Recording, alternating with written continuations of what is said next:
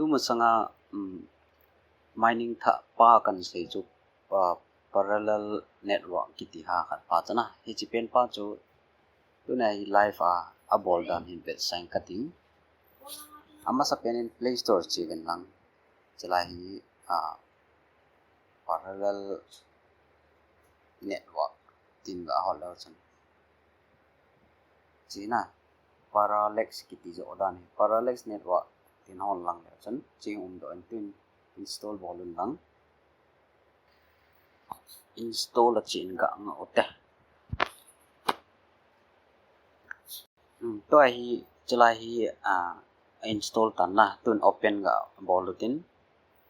open na bolu chala hi ti hum din na chala hi username na ji du chala hi username hi non na de di ne ki ji du na kya coming ga jing te bana country hi ai ho cha tam zo chu india ja chu india select nang ai wanga adang gam chu ma mo chun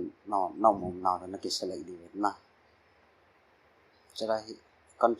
country ko select di aban chala email na ji di chala hi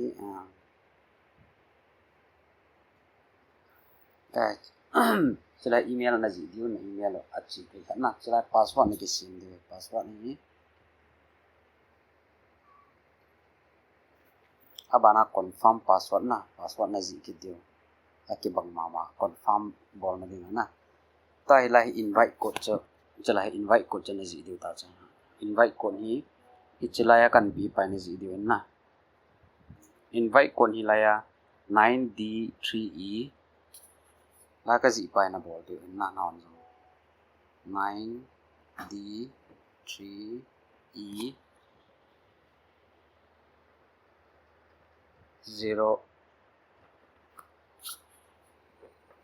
0EC1 Ichina to ka ji pen pai chi pai na man di in 9D3E 0EC1 na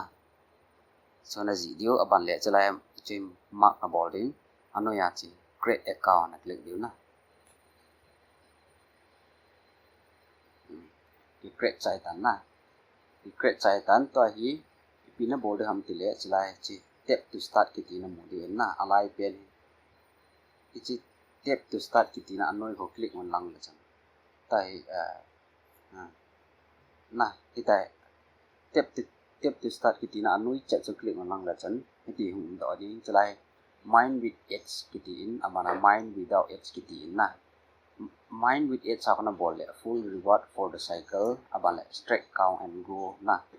to recommend ki bol in mine without h ko le half reward na mo ti le ji ja to mine without h fine na click lang la chen ta hu chi ta na cho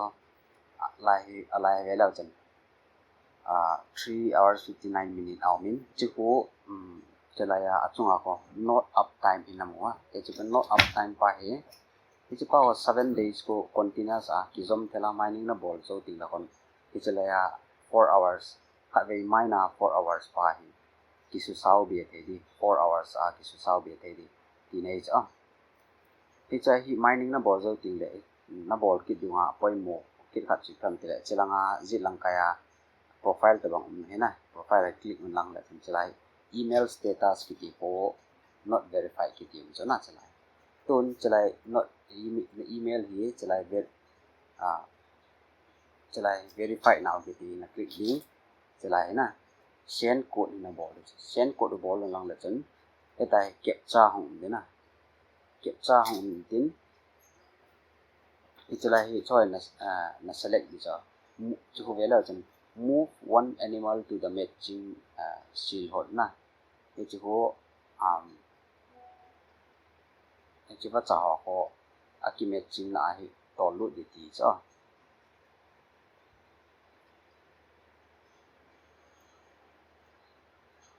abana verify bol lang chelai chu ho vela chen code ki send ta chu email ana tun email la ga lu tin chelai email ai lu le chen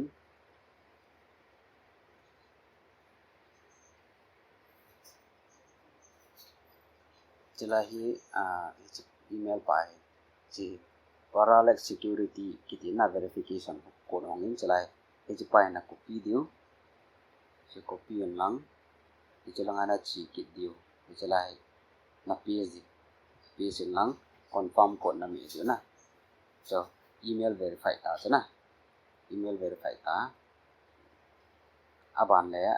e chi chi ta ta hi ka long na off thei ta cha net lang off thei ta na this time ki chai phala kon notification ong ki thei phala kon laya ake pe le lai pe na ji pa na click diu si phala le chan mind with h ki ti pa na click ke wala mining chi di ta yo iti che baya bai na